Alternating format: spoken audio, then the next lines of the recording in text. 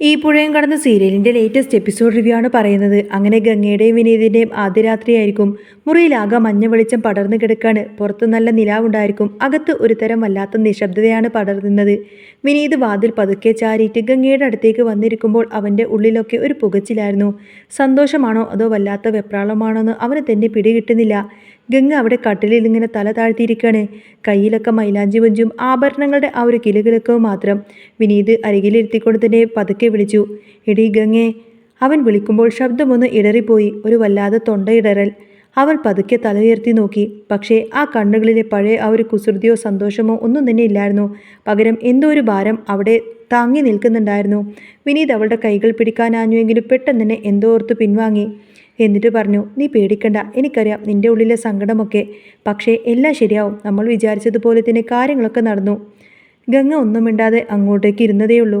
അവിടെ ആ ഒരു ഇരിപ്പും മൗനവും അവനെ കൂടുതൽ തളർത്തുന്നുണ്ടായിരുന്നു. ഇടയ്ക്ക് അവൾ ആ ഒരു പാലിൻ്റെ ഗ്ലാസ് എടുത്ത് അവന് നേരെ നീട്ടി. അപ്പോഴും അവളുടെ കൈകൾ ചെറുതായിട്ട് വിറക്കുന്നുണ്ടായിരുന്നു. വിനീത് അത് വാങ്ങി ഒരു സിപ്പ് കുടിച്ചിട്ട് പറഞ്ഞു, നിനക്കും വേണ്ടേ എന്ന് ചോദിച്ചു. നിർബന്ധിച്ചപ്പോൾ അവളും പതുക്കെ ഒന്ന് കുടിച്ചു. ആ ഒരു ചടങ്ങെന്നോണം. പുറത്തെവിടെയോ ഒരു നായ കുരക്കുന്ന ശബ്ദം കേൾക്കാം. മുറിക്കുള്ളിൽ ഫാനിൻ്റെ കറക്കം മാത്രം. വലിയ നിശബ്ദമായി തോന്നി. വിനീത് പതുക്കെ അവളുടെ തോളിലേക്ക് കൈവച്ചുകൊണ്ട് പറഞ്ഞു, ഗംഗേ, നമുക്ക് പഴയതൊക്കെ മറക്കാം. ഇനി അങ്ങോട്ടേക്ക് പുതിയൊരു ജീവിതമല്ലേ, നമുക്ക് ഒന്നിച്ച് സന്തോഷമായിട്ട് ജീവിക്കേണ്ടേ. അവൾ അപ്പോഴും ജനലിലൂടെ ദൂരത്തേക്ക് നോക്കിയിരിക്കുന്നുണ്ടായിരുന്നു. ഒന്നും കേൾക്കാത്ത മട്ടിൽ. അവളുടെ കണ്ണ് നിറയുന്നത് കണ്ടപ്പോൾ വിനീതിൻ്റെ ഉള്ളൊന്ന് പിടഞ്ഞു. അവൻ വേഗം എഴുന്നേറ്റ് അവിടെ അരികിലേക്കിരുന്ന് കണ്ണ് തുടക്കാൻ നോക്കി. പക്ഷേ അവൾ പതുക്കെ മുഖം തിരിച്ചു. ആ നിമിഷം അവൻ അനുഭവിച്ച വേദന വിവരിക്കാൻ പറ്റാത്തതായിരുന്നു. അത്രക്കധികം ഹൃദയഭേദകമായിരുന്നു അത്. ശരിയാണ്, ഈ കല്യാണം അവൾക്ക് അത്രമാത്രം ആഗ്രഹിച്ചതല്ലായിരിക്കാം.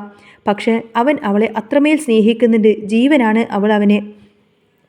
അവൻ പതുക്കെ പറഞ്ഞു, നിനക്കെന്നെ ഉൾക്കൊള്ളാൻ കുറച്ച് സമയം വേണമായിരിക്കും. എനിക്ക് ധൃതിയൊന്നുമില്ലല്ലേ ഗംഗേ. നീ എപ്പോൾ തയ്യാറാവുന്നോ അപ്പോൾ മതി നമുക്കിടയിലെ ഈ ഒരു ബന്ധമെല്ലാമെന്ന്. നിനക്ക് വേണ്ടിയിട്ട് അതുവരെ ഞാൻ കാത്തിരിക്കുമെന്നൊക്കെ പറഞ്ഞു. ഗംഗ പതുക്കെയൊന്ന് മൂള മാത്രം ചെയ്തു. എന്നിട്ട് പതുക്കെ അവിടെ നിന്നും എഴുന്നേറ്റ് ജനൽ ഒന്നുകൂടി വലിച്ചടച്ചു. വിനീത് ബെഡിൽ കിടക്കുമ്പോൾ ആലോചിച്ചത് ഒന്ന് മാത്രമേ ഉള്ളൂ. ഗംഗയുടെ മനസ്സിൽ എന്നെങ്കിലും തനിക്കൊരു സ്ഥാനം കിട്ടണമെന്ന്. പെട്ടെന്നാണ് ആ മുറിയിലെ നിശബ്ദതയെ കീറി മുറിച്ചു കൊടുത്തിട്ട് വിനീതിൻ്റെ ഫോണ് ബെല്ലടിച്ചത്. അവൻ വേഗം ഫോണെടുത്ത് നോക്കി. സലീംക്ക ആയിരുന്നു വിളിച്ചത്. ഈ പാതിരാത്രിക്ക് ഇക്ക എന്തിനാ വിളിക്കുന്നത് എന്ന് ആലോചിച്ചുകൊണ്ടതിന് അവൻ ഫോണ് അറ്റൻഡ് ചെയ്യാതെ വേഗം അങ്ങ് കട്ട് ചെയ്തു. അന്നേരം ഗംഗ പതുക്കെ ചോദിച്ചു, ആരാണ് വിളിക്കുന്നത് എന്ന്. സലീംക്ക ആണെന്നും ഈ സമയത്ത് സംസാരിക്കാൻ വയ്യാത്തതുകൊണ്ടാണ് നാളെ സംസാരിക്കാമെന്ന് വിചാരിച്ചിട്ട് ഫോൺ കട്ട് ചെയ്തതാണെന്നും അവൻ പറഞ്ഞു. വീണ്ടും ആ മുറിയിൽ പഴയ നിശബ്ദത തന്നെ തിരികെ വന്നു. രാത്രി വല്ലാതെ വൈകിയിരുന്നു. പുറത്ത് നല്ല തണുത്ത കാറ്റ് വീശുന്നുണ്ടായിരുന്നു. വിനീത് പോയി ഒരു പുതപ്പെടുത്ത് കൊണ്ടുവന്നു. ഗംഗക്ക് പുതപ്പിച്ചു കൊടുത്തു. എന്നിട്ട് നീ ഉറങ്ങിക്കോ എന്ന് പറഞ്ഞു. അവൾ അവനെയൊന്ന് നോക്കി. ആ നോട്ടത്തിൽ എവിടെയോ ഒരു മാറ്റത്തിൻ്റെ, ഒരു ചെറിയ സമാധാനത്തിൻ്റെ സൂചനയുണ്ടായെന്ന് അവന് തോന്നിപ്പോയി. വിനീത് ബെഡിൽ ഒരു വശത്ത് പോയി കിടന്നു. ഗംഗ മറുവശത്തും കിടന്നു. അങ്ങനെ രണ്ടുപേരും രണ്ട് വശങ്ങളിലായി കിടക്കുമ്പോഴും ആ മുറിയിൽ സ്നേഹത്തേക്കാൾ വലിയൊരു മൗനം പടർന്നു കിടക്കുന്നുണ്ടായിരുന്നു. വിനീത് ആ ഒരു മച്ചിലേക്ക് നോക്കി കിടക്കുമ്പോൾ ആലോചിച്ചത് ഒന്ന് മാത്രമായിരുന്നു, ഈ പുഴയുടെ അക്കരെ എത്താൻ എങ്ങനെ പറ്റും. അങ്ങനെ മാത്രമായിരുന്നു അവൻ്റെ ചിന്ത. ഗംഗയുടെ മനസ്സിലൊരു സ്ഥാനം തനിക്ക് കിട്ടുക എന്നത്. അവസാനമായി അവൻ ഗംഗയോട് പതുക്കെ ഗുഡ് നൈറ്റ് പറഞ്ഞപ്പോൾ അവൾ അത് കേട്ട മട്ടുപോലും കാണിച്ചില്ല. എങ്കിലും താൻ അവൾക്ക് കുറച്ച് സമയം കൊടുത്തല്ലോ